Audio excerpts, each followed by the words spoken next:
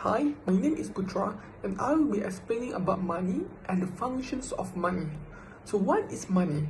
Money is commonly defined as a system of value that is generally accepted as a medium of exchange for goods and services. In modern days, we often associate the term money with banknotes. However, the term money is a broad term. It encompasses anything that is acceptable by a society at a given time to facilitate trade and value exchange, just like how grain used to be served as money in the old days. According to many economic historians, early human societies generally relied on the barter system when conducting trade. Under this system, individuals can exchange items directly without the intervention of any medium. However, this system required a double coincidence of funds in order for it to work effectively. So to elaborate, for any transaction to occur, both parties need to desire the item that the other had to offer at the same time. So this would be detrimental to the system of trade itself, as notwithstanding the item that is desired by the other party, the exchange of value could still fail if the perceived values were not equivalent. So this lack of standardization in measuring the value had made the barter system inefficient. What are the functions of money? Money primarily serves as a medium of exchange and has eliminated the inefficiencies of the barter system. Unlike the barter system, which relies on both parties wanting what the other has, money is accepted by everyone. So this makes the transaction much easier without needing both parties to want each other's goods. Additionally, attributed to its characteristics of scarcity and durability, money can be used as a store of value. So this ensures that the purchasing power can be retained over time, which will encourage individuals to accumulate wealth for future needs. Finally, money functions as a unit of account because it is universally accepted. It also provides a standardized way to measure the value of goods, which allows buyers and sellers to easily compare prices, helping them make more informed and rational economic decisions. My name is Somesh and I'll be explaining the components of the money supply. The money supply is divided into three categories: M1, narrow money; M2, narrow quasi money; and M3, broad money. Going from M1 to M3, liquidity decreases. It means M1 is the most liquid and M3 is the least liquid. Now, central banks use these different classifications of money to more accurately monitor economic trends and guide monetary policy. First, narrow money or M1. M1 represents the most liquid form of money in the money supply. In Malaysia, M1 comprises of currency in circulation and demand deposits. Currency in circulation represents cash. Demand deposits represents our deposit into the bank that doesn't require prior notice when we want to withdraw. Now, M1 is referenced to indicate short-term economic activity and consumer confidence. Central banks use M1 or narrow money to assist in their decisions and analysis that include overall economic performance and inflation. Second is narrow quasi money or M2. M2 represents a slightly less liquid form of money as compared to M1. So it includes all the components of M1 with the addition of savings deposits, short-term fixed deposits, and foreign currency deposits. The above is specifically characterized as narrow quasi money. So in essence, M2 is equivalent to M1 plus the three components of narrow quasi money.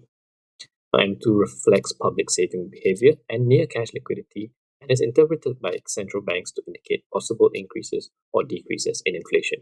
Near cash liquidity refers to financial assets that are not as liquid as cash. Now, a rise in M2 could indicate more savings and potential slowdown in consumer spending, whereas a fall could indicate more spending and more investment.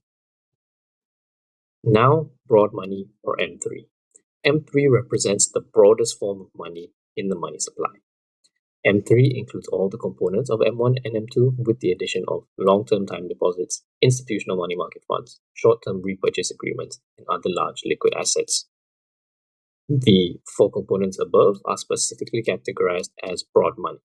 So in essence, once again, M3 is classified as is equivalent to M1 plus M2 plus the four components of broad money. Now, M3 reflects long-term liquidity and credit supply, which can indicate economic expansion or reduction, which can possibly lead to recession.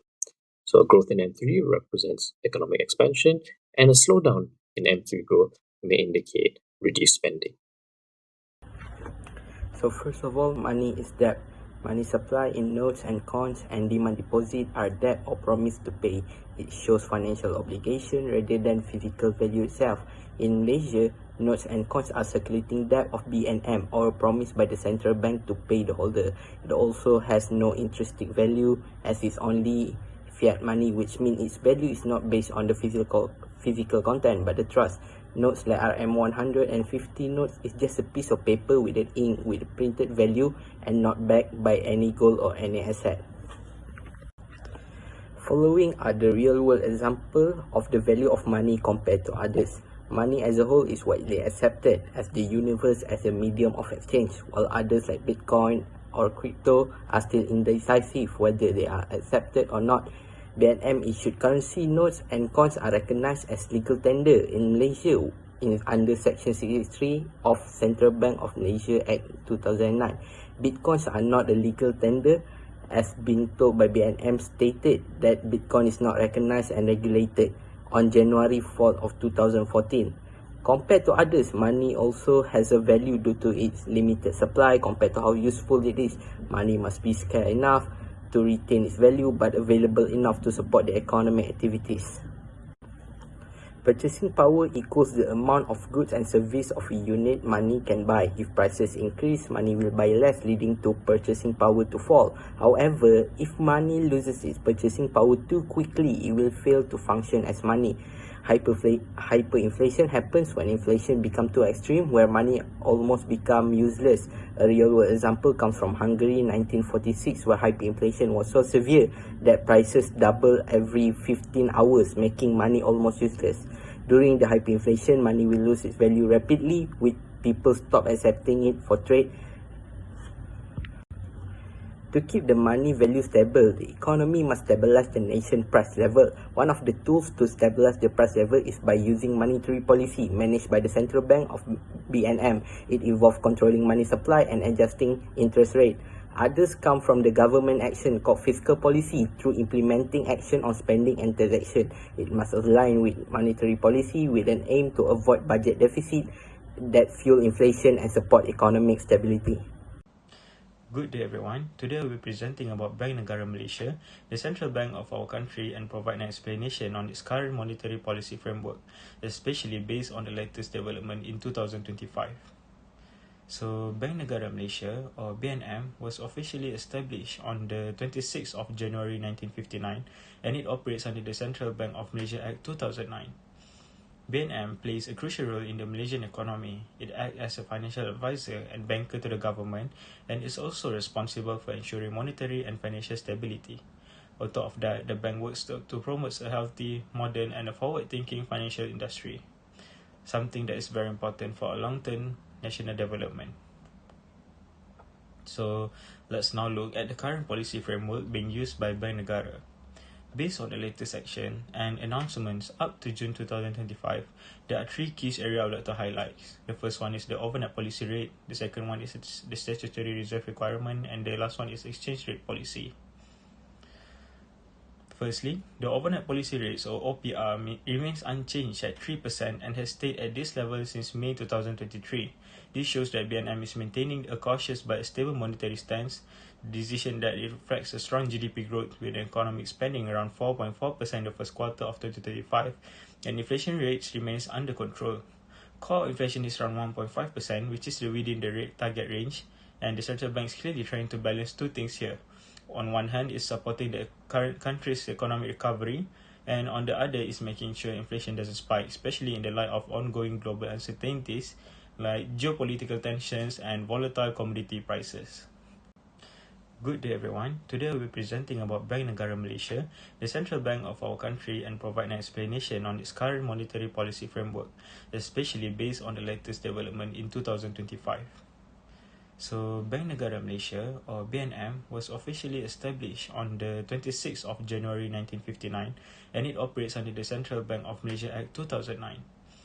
BNM plays a crucial role in the Malaysian economy. It acts as a financial advisor and banker to the government and is also responsible for ensuring monetary and financial stability.